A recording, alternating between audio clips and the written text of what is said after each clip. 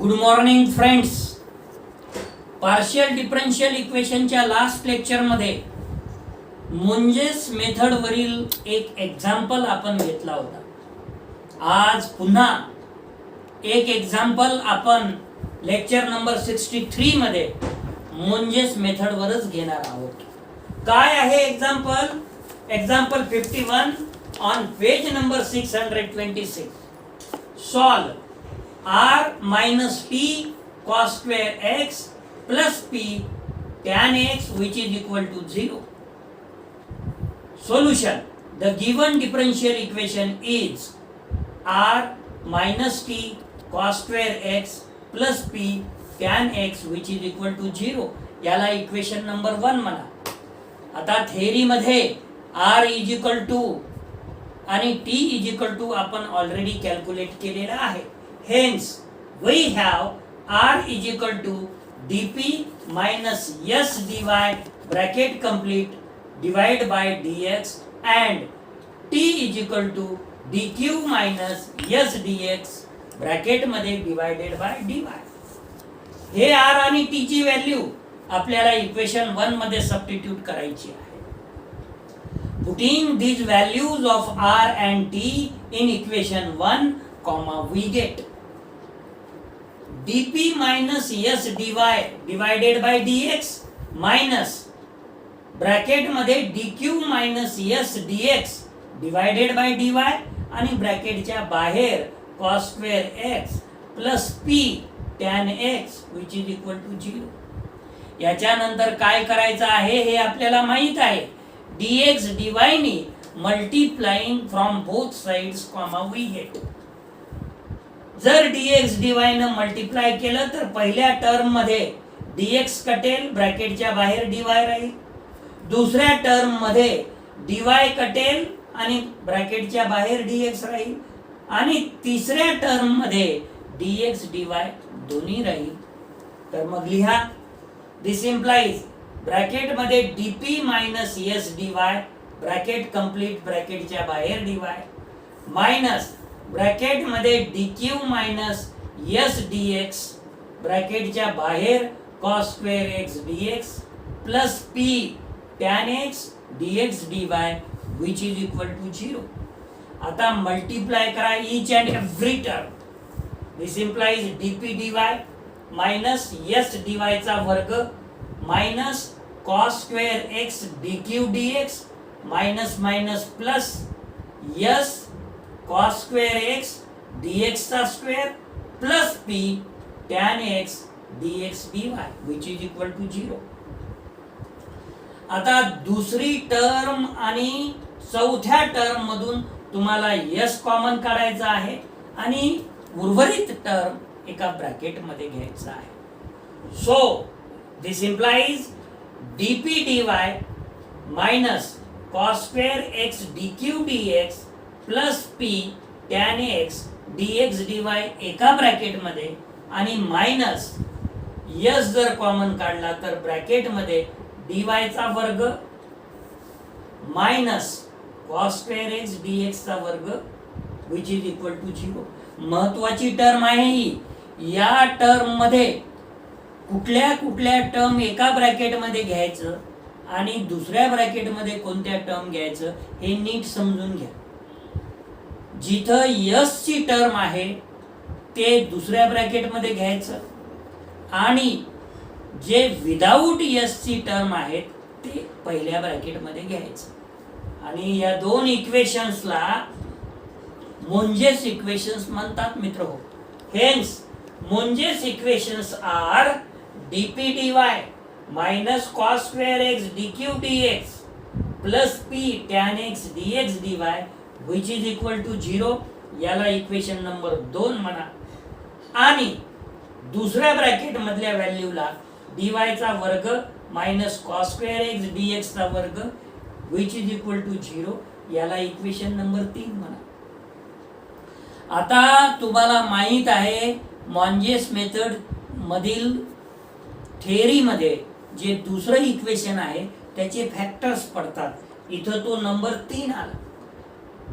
Equation 3 is factorized dy minus cos x dx दूसरा factor dy plus cos x d x which is equal to 0, और dy minus cos x d x which is equal to 0 याला 4 number द्या, आणि dy plus cos x d x which is equal to 0 याला 5 number द्या. आता equation 2 चौथ्या सोबत combine करा एक वेळा, आणि इक्वेशन 2 पाचव्या इक्वेशन सोबत कंबाईन करा दुसऱ्या वेळेस. तर मग आपण पहिल्या वेळेस कंबाइनिंग इक्वेशन 2 विथ 4 किंवा 2 and 4 कॉमा वी गेट काय लिहिलं मग 2 equation, dp in bracket dy ची किंमत 4 वरून cos x dx minus cos square x minus cos square x dq dx plus p tan x dx आणि dy ची किंमत इक्वेशन 4 वरून cos x dx which is equal to 0. आता जर या इक्वेशनला cos x dx न डिवाइड केलं तर शिल्लक राहते और dp minus cos x dq plus p tan x dx which is equal to 0. आता काय करा मित्र हो, sec x न थ्रू आउट मल्टिप्लाय करा. कशासाठी? परफेक्ट डिफरन्शियल येते आणि मग त्याचं सहज इंटिग्रेशन करता येते. मग sec x न मल्टिप्लाय केलं और sec x dp minus minus ची टर्म नंतर लिहिली, आधी प्लस वाली टर्म लिहिली, p tan x sec x dx आणि इथं minus cos x sec x जर केलं तर कटून जाईल, कारण की cos x is equal to 1 upon sec x. त्यामुळे मायनस dq शिल्लक राहील विच इज इक्वल टू 0. पहिल्या ज्या दोन टर्म आहेत sec x dp plus p sec x tan x dx हे परफेक्ट डिफरन्शिएशन आहे. कशाचं? तर derivative of p sec x u into v चा फॉर्म्युला जर वापरला, p इंटू sec x ची derivative sec x into tan x आणि x ची derivative dx plus sec x p ची डेरिव्हेटिव्ह dp. त्यामुळे पहिल्या दोन टर्मला तुम्ही काय लिहू शकता, p म्हणजे derivative of p sec x minus dq is equal to 0. आता मित्र हो, इक्वेशन 4 सुद्धा परफेक्ट डिफरन्शियल आहे आणि इक्वेशन 6 सुद्धा परफेक्ट डिफरन्शियल आहे. म्हणून 4 आणि 6 ला इंटिग्रेटिंग कॉमा वी गेट जर केलं तर y minus sine x which is equal to constant a आणि p sec x minus q which is equal to b असं आपल्याला मिळेल. Integrating dy minus cos x dx which is equal to 0 and derivative of p sec x bracket complete minus dq which is equal to 0 comma with. याचं integration होईल y minus sin x which is equal to capital A is the constant of integration आणि याचं integration होईल p sec x minus q which is equal to b constant of integration. And with the help of these two results we can write down p sec x minus q which is equal to f1 of y minus sin x, because you know that u1 of x y z, u1 of x comma y comma z comma pq which is equal to capital A and v1 of x comma y comma z comma pq is equal to capital B. These two results implies u1 is equal to f1 of v1. तर त्या पद्धतीनं p sec x minus q which is equal to f1 of y minus sin x. u1 is equal to f1 of v1 भी लिहू शकतो आणि v1 is equal to f1 of u1 बी लिहू शकतो, जे की तुम्हाला लॅग्रेंजेस इक्वेशन मध्ये मी वर्किंग रूल मध्ये सांगितलेलं आहे. So now combining equation 2 with 5 that is dy which is equal to minus cos x dx, comma we get equation 2 काय आहे, dp dy, dy ची किंमत ठेवली minus cos x dx plus cos x dq into dy, dy ची किंमत ठेवली minus cos x dx plus p tan x dx into dy ची किंमत ठेवली minus cos x dx which is equal to 0. Minus cos x dx न जर divide केलं तर तुम्हाला मिळेल और dp plus cos x dq plus p tan x dx which is equal to 0. मित्र हो, पुन्हा याला काय करा, sec x न मल्टिप्लाय करा. कशासाठी, तर आपल्याला परफेक्ट डिफरन्शिएशन मिळतं. जसं की sec x dp प्लस ही टर्म आधी लिहिली p sec x tan x dx आणि sec x न जर मल्टिप्लाय केलं तर sec x into cos x is 1 because cos x is equal to 1 upon sec x or sec x is equal to 1 upon cos x. तर मिळालं काय मग, sec x dp plus p sec x tan x dx plus dq which is equal to 0. पहिल्या ज्या दोन term आहेत याला तुम्ही लिहू शकता derivative of p sec x. u into चा जर फॉर्म्युला वापरला, first function p into derivative of sec x is sec x tan x and derivative of x is dx, p sec x tan x dx plus sec x into derivative of p is dp. म्हणजे पहिल्या दोन term तुम्हाला derivative of p sec x लिहिता येते plus dq which is equal to 0. Now integrating equation dy plus cos x dx is equal to 0 and derivative of p sec x plus dq which is equal to 0 comma we get हे मिळेल तुम्हाला y plus sin x which is equal to a dash constant of integration and p sec x plus q which is equal to b dash constant of integration.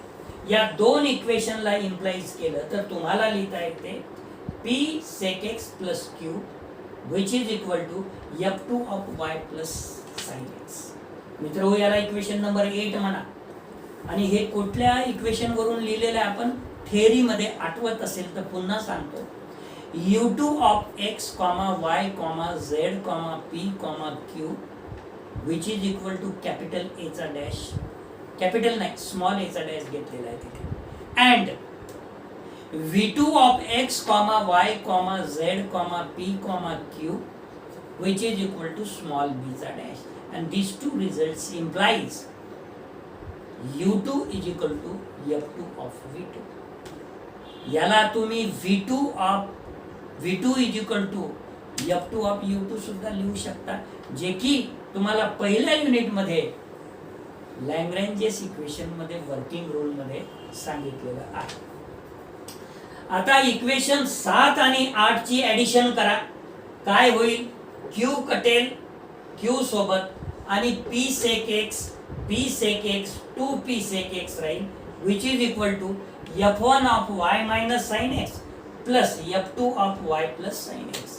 आणि अशा पद्धतीनं p ची value मिळेल तुम्हाला 1/2 cos x in bracket f1 of y minus sin x plus f2 of y plus sin x. हा जो sec x आहे ना, राईट हँड साइडला डिनॉमिनेटरला येईल आणि त्याला न्यूमरेटरला नेलं तर cos x होईल. ठीक आहे, 1 upon sec x म्हणजे cos x, 1 upon sec x means cos x.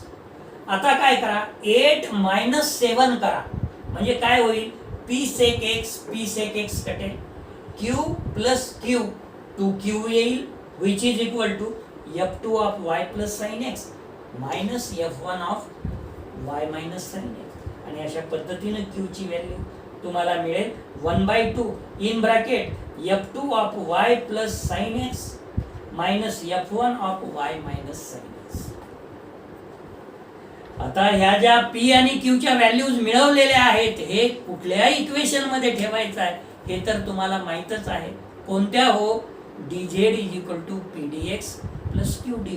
मग ठेवा की putting these values of p and q in dz is equal to p dx plus q dy, which is equal to 1 by 2 cos x in bracket f1 of y minus sin x plus f2 of y plus sin x bracket complete, ब्रॅकेटच्या बाहेर dx plus 1 by 2 in bracket f2 of y plus sin x minus f1 of y minus sin x bracket complete, ब्रॅकेटच्या बाहेर dy. मित्र हो, इथं काय करा, इथं आपण जर 1 by 2 कॉमन काढलं तर काय, कुठल्या कुठल्या टर्म मधून 1 by 2 कॉमन निघते, या दोन्ही टर्म मधून कॉमन निघते, म्हणजे काय शिल्लक राहते बघा बरं. 1 by 2 जर कॉमन काढलं तर इथे राहते cos x dx plus dy, म्हणजे dy plus cos x dx. आणि कोणत्या टर्म मधून 1 by 2 f1, या दोन ज्या टर्म आहेत, f1 जर कॉमन काढायचं ठरवलं तर ह्या टर्म, ठीक आहे, f1. आणि f2 जर कॉमन काढायचं विचार केला तर बघा आता काय होते ते 1 by 2 1 by 2 f2 दोन्ही टर्म प्लस मध्ये आहे, त्याच्यामुळे पहिले लिहू 1 by 2 इन ब्रॅकेट f2 तर कॉमन काढायचा आहे, cos x dx plus dy किंवा dx plus cos x dx, आणि मायनस 1 by 2 जर कॉमन काढलं तर, आणि हा f2 of y plus sine x minus f1 of y minus sine x जर कॉमन काढलं आणि 1 by 2 सुद्धा कॉमन काढलं तर dy minus cos x dx ही टर्म राहील. ठीक आहे, बघू मग आता. dz is equal to 1 by 2 f2 of y plus sin x common काढल्यानंतर ब्रॅकेट मध्ये dy plus cos x dx राहील, आणि minus 1 by 2 f1 of y minus sin x common काढल्यानंतर ब्रॅकेट मध्ये dy minus cos x dx केलं. याला आपल्याला integrating करता येते सहज, कारण की टोटल डिफरन्शियल आहे. So z is equal to integrating comma we get z is equal to 1 by 2 in bracket f2 of y plus sin x plus f1 of y minus sin x. हे integration करत असताना जर तुमच्या लक्षात आलं नाही तर तुम्ही काय केलेलं आहे बघा, t is equal to y plus sin x ठेवलेला आहे, dt इज इक्वल टू काय येते, dt is equal to dy plus cos x into dx, dy plus cos x dx म्हणजे dt 1 by 2 integral f2 of t dt, आणि मग त्याला equal to आपण capital f2 of t घेतलं आणि t ची व्हॅल्यू सबस्टिट्यूट केली f2 of y plus sin x, right. असंच दुसऱ्या टर्म साठी आपण t1 is equal to y minus sin x घेतलं, dt1 is equal to dy minus cos x dx येईल, dy minus cos x dx म्हणजे dt1, आणि integration 1 by 2 f1 of t1 dt1, integral f1 of t1 dt1, याचं आपण capital f1 of t1 घेतलं, capital f1 of t1 घेतलं, आणि f1 of t1 काय आहे, तर t1 ची व्हॅल्यू लिहिली f1 of y minus sin x. फार तर काय करू शकतो आपण, इथे हे जे मायनस आहे ना याचा आपण प्लस मध्ये लिहिलं ना, 1 by 2 तर काढलंच, हा f2 of y plus sin x आलं बरोबर. हे मात्र आपल्याला असं लिहावं लागेल, कसं लिहावं लागेल, एक मिनिट,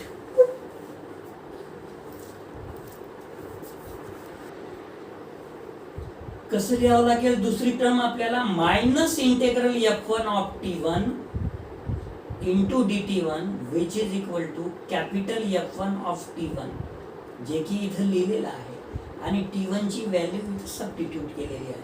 मित्रहो, हा एक्झाम्पल इथे कंप्लीट होतो आहे. याच्यानंतर एक्झरसाइज आहे आणि तुम्हाला तर माहीतच आहे एक्झरसाइज आपण एक्सप्लेन करत असतो आणि ते तुम्हाला करायची आहे आणि तुम्ही ते करणार आहात, करत आहात असं समजतो मी. जर तुम्हाला चांगले मार्क मिळावे असे वाटत असेल तर तुम्ही करणारच आहात. आज आपण या लेक्चरसाठी इथेच थांबू.